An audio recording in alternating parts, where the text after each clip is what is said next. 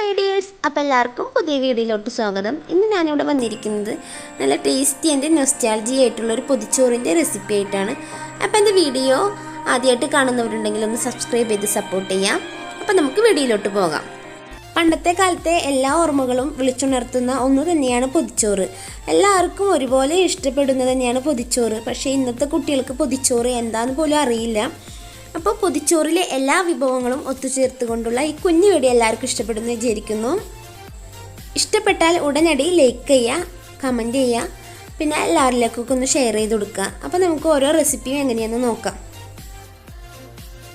ആദ്യം തന്നെ പൊതിച്ചോറിലെ ഓരോ വിഭവങ്ങളും നമുക്ക് പരിചയപ്പെടാം.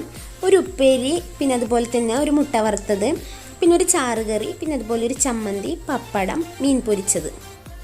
ഇങ്ങനെ ഓരോ വിഭവങ്ങളും വാഴയില ചൂടാക്കിക്കൊണ്ട് അതിൽ നിരത്തിക്കൊണ്ട് കെട്ടുന്നതാണ് പൊതിച്ചോറ്. അപ്പോൾ നമുക്ക് ഓരോ റെസിപ്പിയും എങ്ങനെയാണ് തയ്യാറാക്കുന്നതെന്നും കൂടി നമുക്ക് കണ്ടിട്ട് വരാം. ഉപ്പേരിക്ക് വേണ്ടി ഞാനിവിടെ എടുത്തിരിക്കുന്നത് കോവക്കായാണ്. അത് ഒരു പിടി തേങ്ങ, ചെറിയ ഉള്ളി, പിന്നെ അതുപോലെ പച്ചമുളക് ആവശ്യത്തിന്, ഉപ്പ്, കറിവേപ്പില കൂടി ചേർത്തെടുത്തിട്ട് നന്നായിട്ട് ഒതുക്കിയെടുക്കാം. അങ്ങനെ മിക്സിയിലോട്ട് ഇട്ട് കൊടുത്ത് ഒതുക്കിയെടുത്ത് തേങ്ങ കൂടി ചേർത്ത് കൊടുത്തിട്ട് നമുക്ക് നന്നായിട്ട് ഇതുപോലെ ഉപ്പേരി റെഡിയാക്കി എടുക്കാം. അപ്പം നമുക്കൊരു സൈഡ് മാറ്റി വെക്കാം.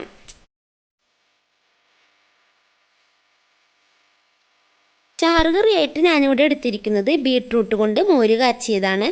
അതിൻ്റെ ഡീറ്റെയിൽ വീഡിയോ ഞാനിതിന് മുമ്പ് ചെയ്തിട്ടുണ്ട്. അപ്പോൾ അതും ഞാൻ ഡിസ്ക്രിപ്ഷൻ ബോക്സിൽ കൊടുക്കാം. അപ്പോൾ നല്ല ടേസ്റ്റി ആയിട്ടുള്ള മോര് കാച്ചിയതും അങ്ങനെ റെഡി ആയിട്ടുണ്ട്.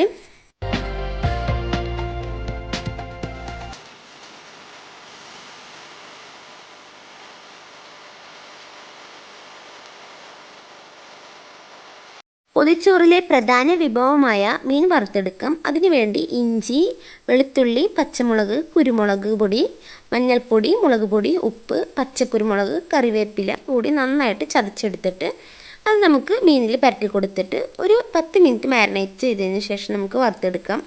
മീൻ ഞാനിവിടെ വറ്റിയാണ് എടുത്തിരിക്കുന്നത്. അപ്പോൾ നമുക്ക് മീൻ വറുത്തെടുക്കുന്ന വീഡിയോ കൂടി കാണാം.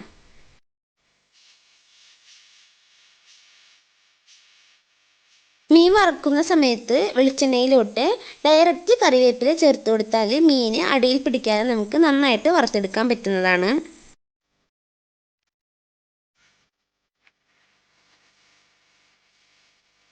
വാഴയിലയിൽ ഇരുന്നു കൊണ്ട് ആവി കയറിയ മുട്ട വറുത്തതിന് ഒരു പ്രത്യേക ടേസ്റ്റ് തന്നെയാണ്. അടുത്തത് നമുക്ക് മുട്ട വറുത്തെടുക്കാം. മുട്ട വറുത്തതിലേക്ക് വേണ്ടി ഞാനിവിടെ ചെറിയ ഉള്ളി ചെറുതായി അരിഞ്ഞത്, പച്ചമുളക് ചെറുതായി അരിഞ്ഞത്, പിന്നെ അതുപോലെ ഒരു നുള്ളു കുരുമുളക് പൊടി, ഉപ്പ് ആവശ്യത്തിന് ചേർത്തെടുത്തിട്ട് നന്നായിട്ട് കൈകൊണ്ട് പൊട്ടിത്തിരുമ്മിയെടുത്തതിന് ശേഷം നമുക്ക് ആവശ്യമുള്ള മുട്ട കൂടി ചേർത്തെടുത്തിട്ട് നമുക്ക് മുട്ട പൊരിച്ചെടുക്കാം.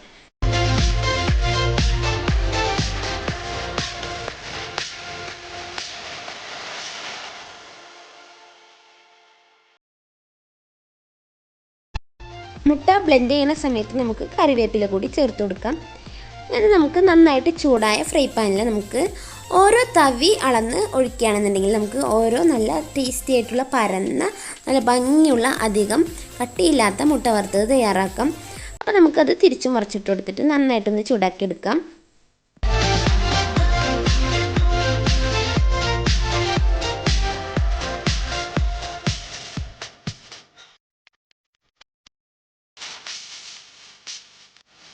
അടുത്തത് നമുക്ക് ഒരു കിടിലൻ ചമ്മന്തി കൂടി തയ്യാറാക്കിയെടുക്കാം. അതിനുവേണ്ടി 2 പിടി ചെറിയ ഉള്ളി, ഉണക്കമുളക് എരിവിനാവശ്യത്തിന്, കറിവേപ്പില, ഒരു ചെറിയ വലിപ്പത്തിൽ വാളംപുളി, പിന്നെ അതിലോട്ട് ഉപ്പ് കൂടി ആവശ്യത്തിന് ചേർത്തെടുത്തിട്ട് നന്നായിട്ട് ഇളക്കി യോജിപ്പിച്ചതിന് ശേഷം നമുക്കതൊരു കല്ലിലിട്ട് കൊടുത്ത് ചതച്ചെടുക്കാം.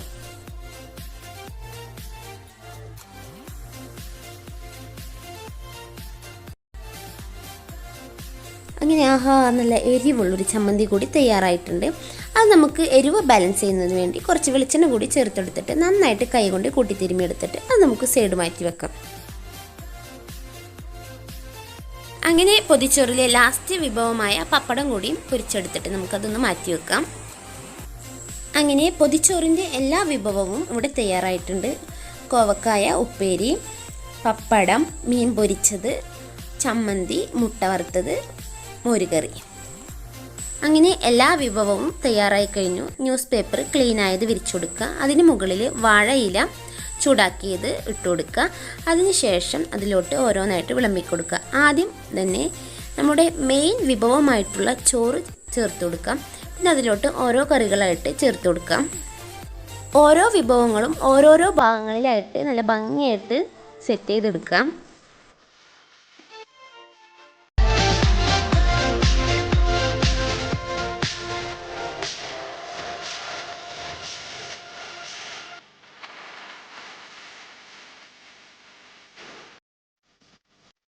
അങ്ങനെ എല്ലാ വിഭവങ്ങളും ഓരോന്നായിട്ട് സെറ്റ് ചെയ്തിട്ടുണ്ട്.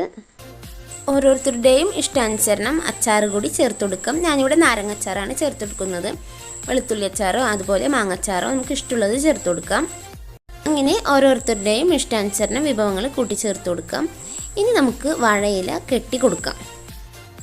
എനിക്കും ഇതുപോലെ തന്നെ പൊതിച്ചോറ് കെട്ടാൻ വലിയ വശമില്ലാത്തതുകൊണ്ട് തന്നെ എൻ്റെ ഉമ്മച്ചിയാണ് കെട്ടാൻ സഹായിച്ചത്. അപ്പോൾ അങ്ങനെ എല്ലാ ഭാഗവും നല്ല വൃത്തിയിൽ നന്നായിട്ട് ചേർത്ത് കൊടുത്ത് നമുക്കത് കെട്ടി ഒരു റബ്ബർ ബാൻഡ് ഇട്ട് കൊടുക്കാം. ഈ പൊതിയൊക്കെ കെട്ടി നല്ല ഭംഗിയായിട്ട് ഒരു പ്ലാസ്റ്റിക് കവറിൽ ഇട്ട് വെച്ചതിന് ശേഷം ഒരു 2 മണിക്കൂർ കഴിഞ്ഞ് നമുക്കതൊന്ന് തുറന്നെടുക്കാം. ചോറ് പൊതി കെട്ടിയതിന് ശേഷം 1-2 മണിക്കൂർ കഴിഞ്ഞതിന് ശേഷം തുറക്കുമ്പോഴാണ് അതിൻ്റെ ഒരു പ്രത്യേക ടേസ്റ്റും മണവും എല്ലാം നമുക്ക് ആസ്വദിക്കാൻ പറ്റുക.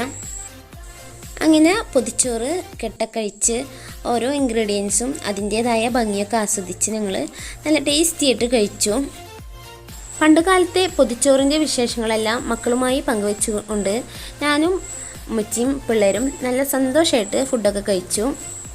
അങ്ങനെ ഈ വീഡിയോ ഇഷ്ടപ്പെട്ടാൽ നിങ്ങളും ഒരു പൊതിച്ചോറിൻ്റെ ഓർമ്മകളിലൂടെ കടന്നു പോവുക. നിങ്ങളും ഇതുപോലെ ഉണ്ടാക്കി കഴിച്ച് നോക്കുക. വീഡിയോ ഇഷ്ടപ്പെട്ടാൽ ലൈക്ക് ചെയ്യാനും പിന്നെ അതുപോലെ തന്നെ കമൻറ്റ് ചെയ്യാനും മറക്കരുത്. നെക്സ്റ്റ് വീഡിയോയിൽ നെക്സ്റ്റ് റെസിപ്പി ആയിട്ട് വരുന്നത് വരേക്കും thank you for watching. By.